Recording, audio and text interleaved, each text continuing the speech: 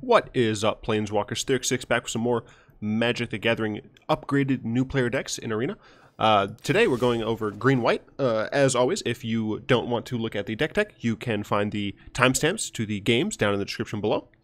Today, green-white, essentially, it's just a Saproling deck, mostly. It's tokens and Saprolings, but for the most part, it's a Saproling deck. And it does because it's a Saproling deck, it's really easy to upgrade. A lot of the cards that you're going to want to play are going to be commons anyway.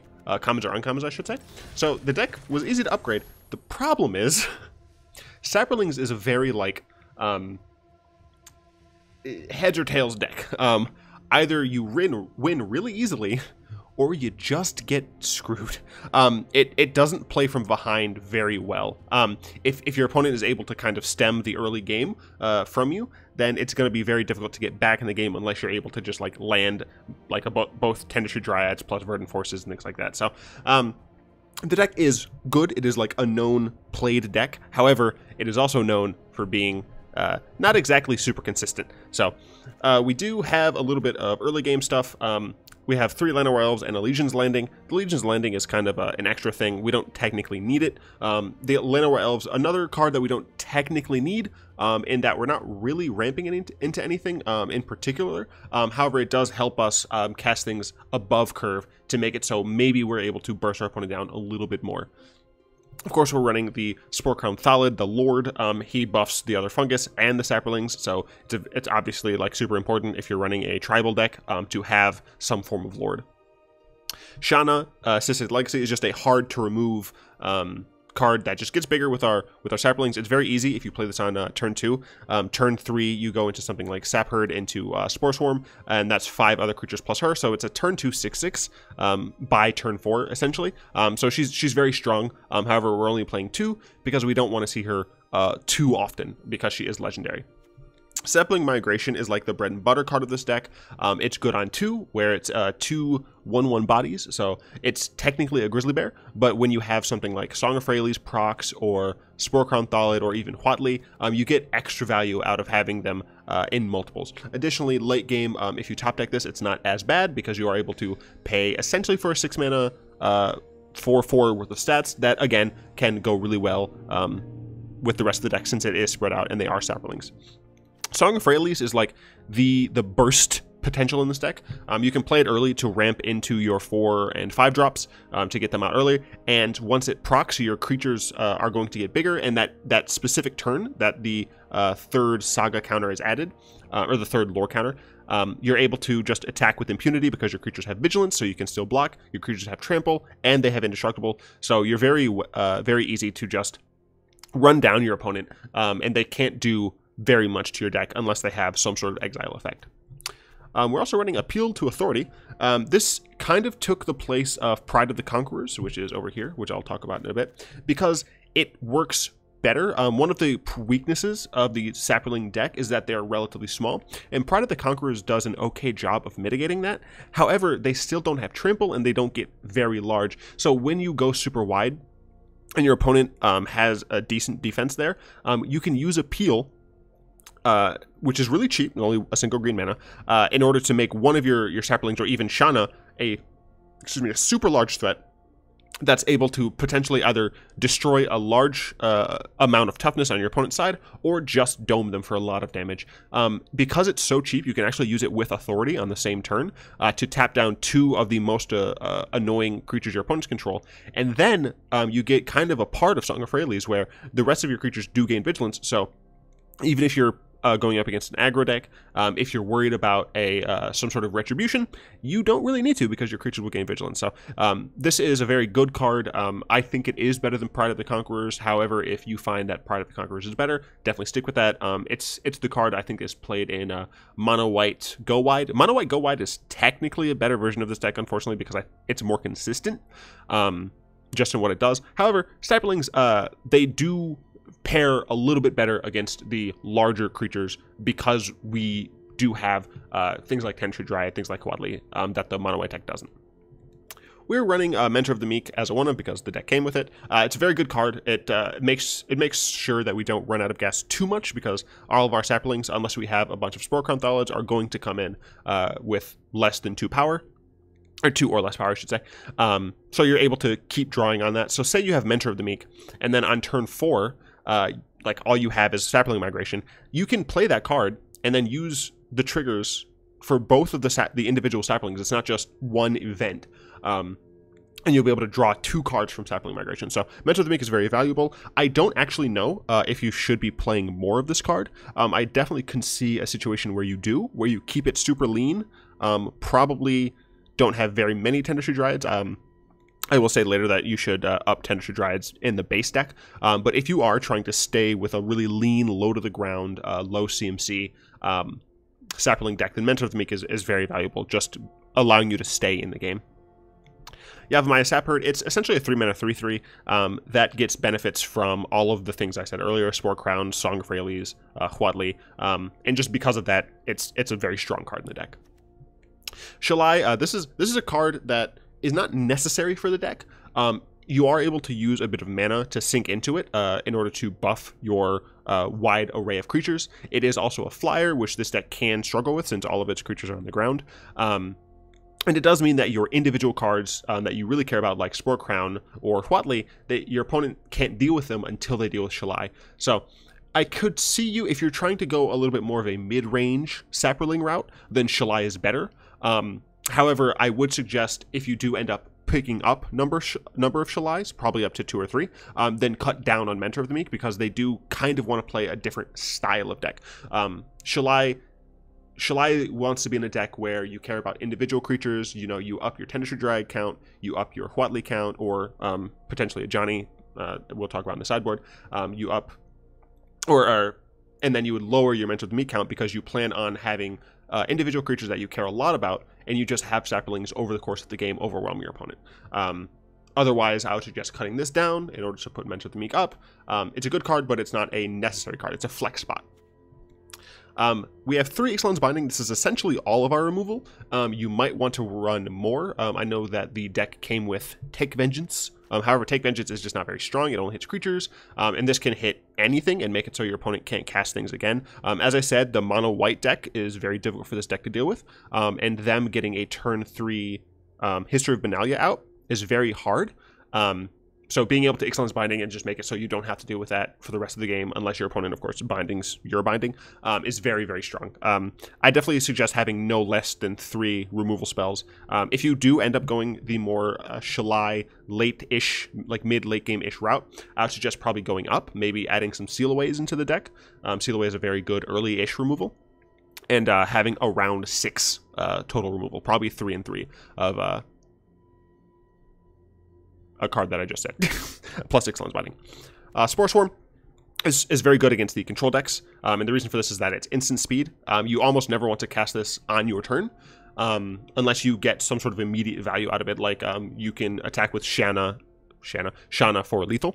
Other than that, you'll want to cast this typically on your opponent's turn to make them use their mana on their turn, and then you can follow it up with like a Planeswalker that will be less likely to be countered. Essentially, what you're doing is you're just reducing the amount of time between you casting the spell and you getting actual use out of the cards. Obviously, sometimes, depending on the situation, you will want to cast this on your turn, but the fact that it's instant helps a lot. And 4 mana for 3/3 worth of stats across the thing is not necessarily great. But as I said, the fact that it's a bunch of different bodies, and specifically Saplings, helps a lot in this deck. Deck comes with a single Huatli, Radiant Champion. This is another card like Mentor of the Meek, which can really help you stay in the game, because it's very easy to play her on 4 or 5 and use the +1 and have her immediately be able to ultimate on the next turn.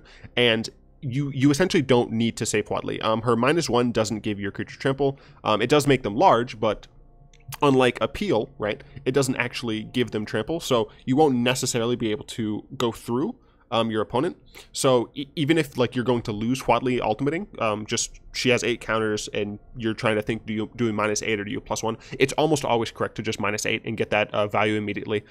The ability to just stay in the game by casting creatures, especially when your single cards, a lot of them will give you 2 cards back. You know, Saproling Migration by itself, non-caked is 2 cards. Caked gives you 4 more cards, right? That's incredibly strong against mid-range and control decks. And again, if you're trying to go the route of being able to face the mid-range and control decks a little bit better, having things like Shalai. Huatli is definitely a good strategy that kind of replaces Mentor of the Meek in that type of deck. However, as I said, if you do go the more lean route, Huatli might face the cut just to make sure that you aren't doing essentially nothing on your turn 4. A card that is almost universally important to have more of is Tendershoot Dryad. This card is just so incredibly good. Unfortunately, it's not a fungus, which means it doesn't get the buff from Sporecrown. So it's going to almost always be a 2/2, unless you can get a Song of Freyalise proc on it. And that is kind of lame, because your opponent can just like magma spray it to death. And when that happens, it sucks, but the card is still so worth it. You almost always have Ascend active like as soon as you play this card because of the amount of creatures you're playing. You're getting a 1/1. You're essentially getting a 3/3 every single turn, yours and your opponent's, which means that against a mid-range or control opponent, you don't have to add to the board anymore. You don't have to overcommit into a potentially devastating board wipe, because you can just ride this card until your opponent either answers it or they die. Very strong card. I definitely suggest putting this up to 3 at the minimum, and if you're going the more mid-range version, you want 4 of these cards, and you can cut Verdant Force for it. We'll talk about that a little bit, but Tendershoot Dryad is worth running over Huatli, over Shalai, over Verdant Force. Having 3 or 4 of these cards is just top notch. Verdant Force essentially is just kind of a proxy Tendershoot Dryad. You're almost never going to cast this card unless you have a really early Song of Freyalise. It does a similar job to Tendershoot Dryad, except it by itself is a little bit stronger, it being a 7/7. But Tendershoot Dryad is just kind of an easier to cast card, a card that is going to buff your Saprolings, and even though it can't get in, the Saprolings will. So Verdant Force is something you can and probably should cut. Now for the lands, I did another cut similar to the earlier video with the Kicker deck? No, the Pirates, yeah. The deck ran 2 Memorial to Glories, and I cut that down to 1. And the reason is we're not the super bursty deck, but we don't really want things to be tapped. So I decided I only wanted 2 lands that like essentially came in tapped. Even Sunpetal Grove will make it so that if that's our only green source, we can't run out Llanowar Elves on 1. So it does help. It gives you some play late game if you kind of are in top deck mode and aren't drawing very well. Same with Memorial to Unity. It can get you a Tendershoot Dryad or Verdant Force or something like that. But in particular, you don't need either of these cards. It's even possible that you don't want to run them at all, and you just want to stay as lean as possible. And of course, the deck does give you a single Sunpetal Grove. Onto the sideboard, the deck ran Ajani's Welcome. You don't need the card. You're not benefiting from life gain. Gaining life by itself is not worthwhile in Magic the Gathering. That's something that new players should learn relatively early on, that unless you're getting a lot of value, just cards that just gain life are not worth it. And since we aren't gaining value with this card essentially does nothing. It is in a deck with Ajani's Pridemate. Where are you at? There we go. It's in a deck with Ajani's Pridemate, and it works pretty well there, just because you are playing it in a deck with a lot of cards that care about how much life you gain, just gaining life in general. So it's worth it in some scenarios, but in this specific one where we don't benefit from gaining life, even though we would gain a lot of life over the course of the game, it's just not worth the running. It's not worth the slot that we have to commit. Pride of the Conquerors, I talked a little bit about. It just doesn't give you're almost always going to have a Ascend active, right? So it's almost always a +2/+2. And you can do it after block, so you can surprise kill your opponent in some situations. But I found that appeal is just better in more scenarios because it's technically 2 cards. You have the ability to do different things. Take Vengeance, it's not the best removal spell. Seal Away is better, in my opinion, because since this is sorcery, you have to wait till you get damaged by the creature, and sometimes that's just too much. It also means that you essentially waste that mana during your turn when you could play something else, where Seal Away, theoretically, if you're holding up Spore Swarm and Seal Away, and your opponent plays some big hasty dude that you don't want to get hit with, you can Seal Away instead. Yes, there is the downside that they can get their creature back from Seal Away if they destroy the Seal Away, but that isn't going to always happen in a best of 1 format, which, as I've said before, you should be playing until you're a lot more comfortable with the specific deck and the meta that you're in. Fungal Plots. We don't run a lot of creatures, like actual creatures in the deck. A lot of them are instant sorceries, right? We only have 8. We about run half and half of creatures, non-creatures. So the amount of times we'll be able to actually get this is not enough. It can help in some scenarios. So if you do end up going to best of 3, it's probably a fine card in the sideboard, but it just doesn't technically do enough. Metallic. Now we're essentially going to get into like some of the rares that you should be playing. I'll actually talk about the other cards I cut. Reclamation Sage, like I've talked about with the other cards, Rec Sage is good. It just doesn't fit with the deck's strategy. So, you know, if you're, instead of turn 3 Yavimaya Sapherd, you turn 3 Rec Sage, it's just not as strong of a play in a vacuum. Rec Sage can help you out of certain spots, but it just doesn't necessarily meet your plan, your goals. Dwarven Priest, again, gaining life for the sake of gaining life isn't worth running a 4-mana 2/4 when we could run a 4-mana 3/4 flying, a 4-mana Planeswalker, or a 4-mana instant speed card. So, and then Hieromancer's Cage. Ixalan Binding is better. That's pretty much it. It does the same thing, except Ixalan's Binding does more. Inspired Charge, similar to Appeal and Pride, but it buffs more. The bigger buff doesn't matter, just because they still don't have evasion, they still don't have trample or anything, so it's just not worth running. Angel of Dawn, very similar. It's just not worth running. It's better to really make the deck nice and lean, make sure you have as much consistency as possible, so it's just not worth doing. Metallic Mimic is just more Lord. It's rotating, obviously. That's one of the reasons that I didn't put it in. Another reason is that it's rare. It's good. If you want to run a more lean deck, you're probably going to put this in. A deck that's a little bit lower to the ground.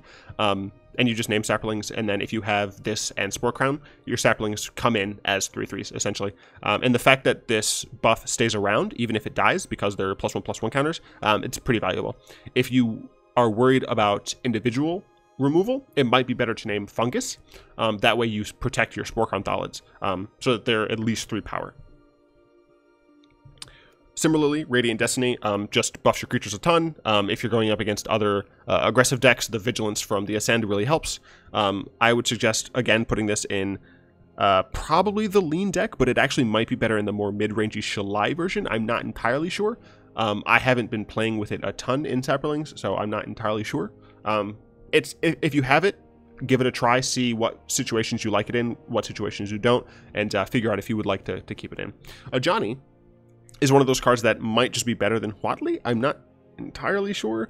I think if you're going like super big, Huatli is better, just because you're able to keep that value going with her ultimate, whereas Ajani gets in for the damage a lot quicker, and you are able to buy back your Sporecrown Thallid with his -2. So Huatli, I think, lends itself a little bit better to the Shalai mid to late game, whereas I think Ajani is a little bit better in the more aggressive version, where you're just putting counters on your creatures, getting back your lords, and doing things like that. So yeah, I believe that is it. I mean, it's a pretty straightforward deck, very similar to the Pirate deck, where essentially you just want to Saproling it up. And once again, this is a good deck. However, it just suffers from some very key weaknesses, like being kind of great or awful, going up against Marbucks here. Yeah, I mean, you kind of need. It's very draw dependent. You really need a good density of threats in this deck. For example, this is a fine hand, but we don't truly have a 2-drop. We don't really want to play Song of Freyalise on 2. But it's not a hand that's bad enough that we actually want to get rid of it. We do have some interaction.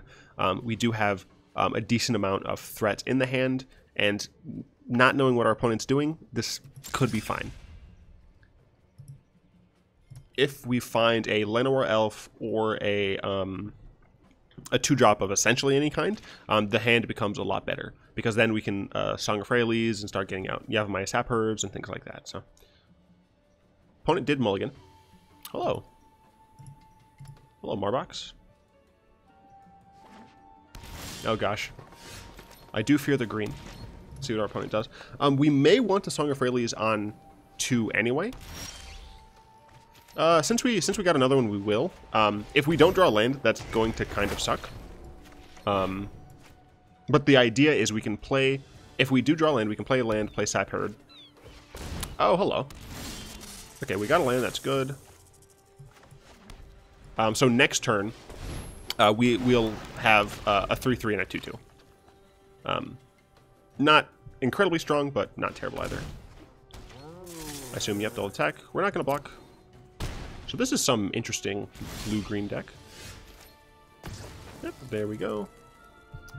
And since our creatures have indestructible, we can pretty easily just attack with impunity here. And what we can actually do is post-combat, we play Song of Freyalise, and we have, 3 mana available. So we can play another Sapherd. So let's go ahead and attack. We don't have to worry about this dying, because it has indestructible. So yeah, let's go ahead and Song of Freyalise. And play another Sapherd. There we go. And next turn, we can Spore Swarm. And Spore Swarm will be getting the plus. We can probably appeal. So we're looking at decent here. We don't need to block. We do go all the way down to 8. So we are dead in, next turn? So. But here we have a ton of potential here, right? We have 7 mana. I think we'll Lano our elves. And I think... trying to decide if I want to keep the Spore Swarm up. My opponent could play something very, very large. But I think I would rather just try and kill my opponent the following turn. I can block your... These don't have trample, right? No, so I can kind of just chump and be okay with that. And then the following turn have a really good Song of Freyalise into Appeal to Authority. So I think that's the plan. 4 mana, yes. Yeah, that's the plan. I don't think I could have killed them this turn. I would have tapped these 3 to pay for this. This would have gotten 1, 2, 3, 4, 5. This would have gotten 5. Be 8, 9, 10. No. So I could have put them to 7 this turn using Appeal to Authority. Ooh. Can that get kicked? No, he only has 4 mana. I don't think he can get kicked. Alright. So I assume he's going to attack with some stuff. Sure. Oh! They each get trample, so that's not great. So let's add some mana.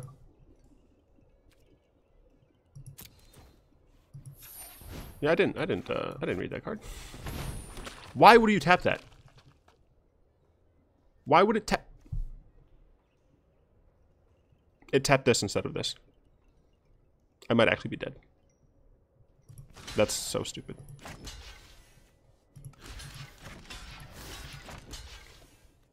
So that's... Yeah, I think I'm dead because it tapped the mana wrong.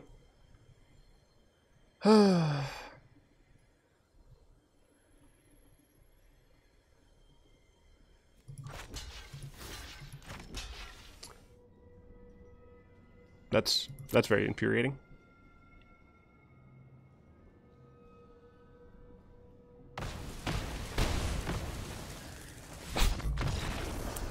I think we probably would have won if they didn't tap the 3/3, but sometimes the auto tapper screws you. If you're a new player, it's very convenient to do the auto tapper, but make sure you don't do what I did. I should have hovered going up against WLT. I should have hovered the card. To see what it would have used. But there's no reason that the auto-tapper should have left that plains untapped. None at all. Utterly ridiculous. Can't keep this, don't have green. Also don't really have a threat besides. See what our opponent decides to do. We don't have green again, but going down in a deck like this is really bad. And we do at least have Legion's Landing, so we'll keep it. We actually are going to go ahead and get rid of that, because we just need green. If we can get green, we're in an okay position.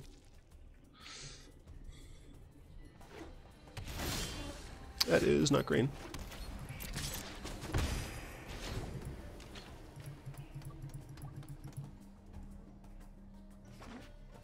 Opponent looks like they're on some sort of control.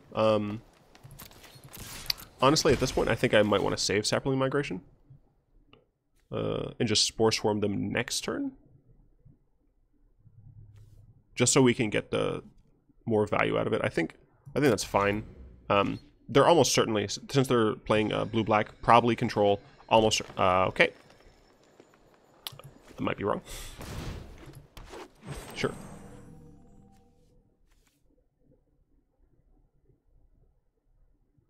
Right. I misjudged this deck. Alright. Yeah, so here we're gonna end of turn Spore Swarm. And then on our following turn we can Sporecrown. Possibly some sort of Muldrotha deck, maybe?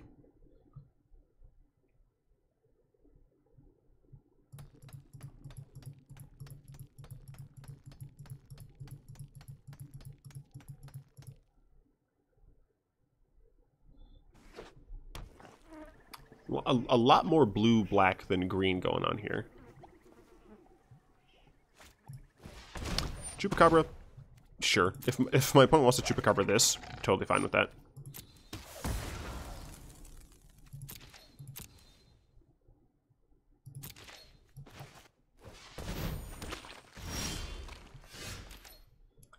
Here I will just Sporecrown. I can attack with all three of these, and I'll trigger my Legion's Landing, which is really nice. It says I can activate it. I can't. I don't know why it's saying that. It's very weird. Cost 3. I don't have 3 mana. Opponent probably has another Chupacabra for my Sporecrown. Hostage Taker instead. Unfortunate. Yep, and they can just cast it.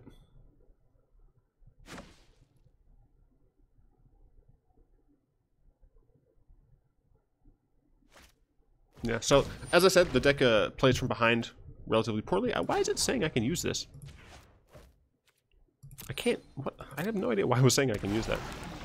Something's wrong with the land situation here.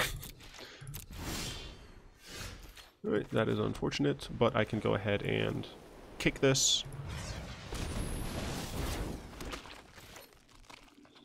And no reason to attack into this wall of creatures. My guys just die. I am hoping that at some point I can appeal and just kind of burn my opponent out. So let's see what my opponent does here. Journey, that's fine.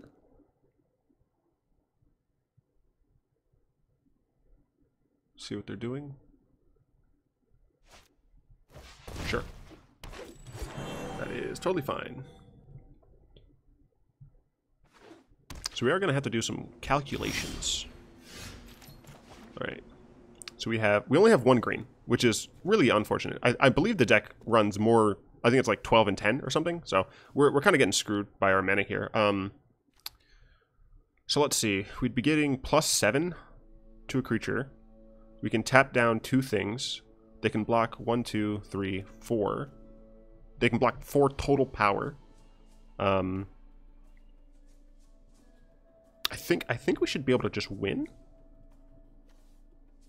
+X with X number of creatures you control. Tap down 2 and they gain vigilance. So I have 1 creature that would become an 8/8, and then I'd have 6 other creatures. I'm relatively certain that this just wins.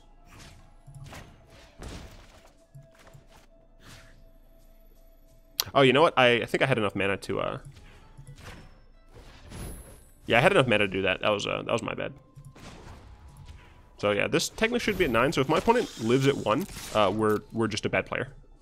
But theoretically, our opponent should just be dead. Unless they have, like, Fatal Push, in which case, well, that's just sad.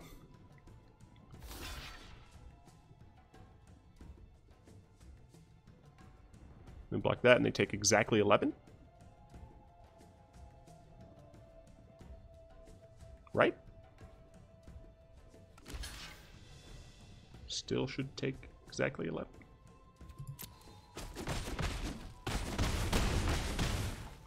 Are you serious? Oh, I think I just punted that game away. That said, we do have a ton of creatures still. So technically we might be able to still just go wide enough that it's not going to matter. I should have counted my mana better. I will say that is why we use Appeal to Authority for situations exactly like that. But yeah, hopefully that wasn't a real punt. I still argue that the first game's loss was not my fault. I did not expect the mana tapper to be that stupid. This one, if I do lose it, utterly my fault. Make sure you guys count properly. Oh man, grad student can't do math. I assume they're going to hit themselves. Yep. Are you curious? Well,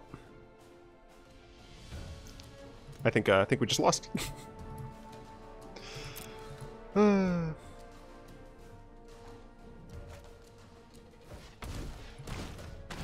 I think I might deserve this.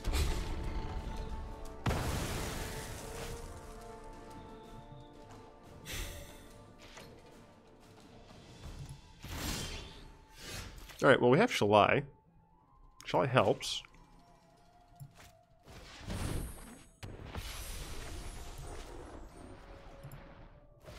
And the reason we're doing this is just hoping that our opponent isn't able to put up enough resistance here, but the punt was incredibly real. I mean, they can just Ravenous Chupacabra on Shalai. Wow. So once again, this is another deck. Or this is another game. We should have won. This punt was my bad. I'm not going to say the end of this in the comments.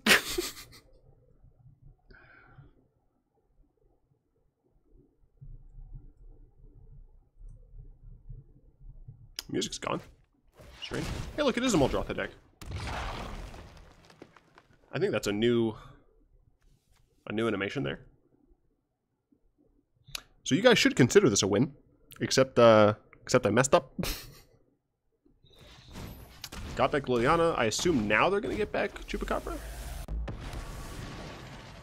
Apologies yeah. for the smell. I brought back an yep. old friend. Yep.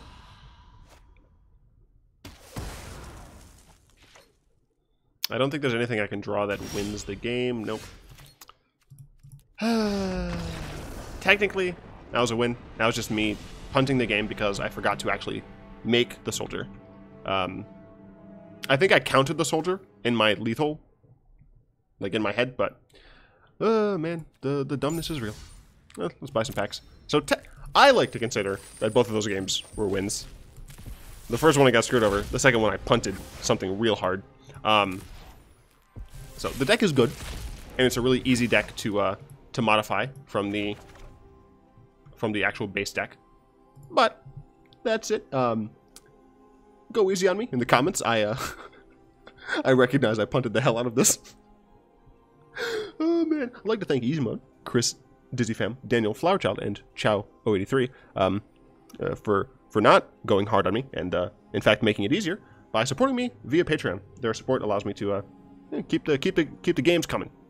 If you'd like to join them in supporting me, you can find the link to Patreon in the description below, or there should be a link on the end card somewhere.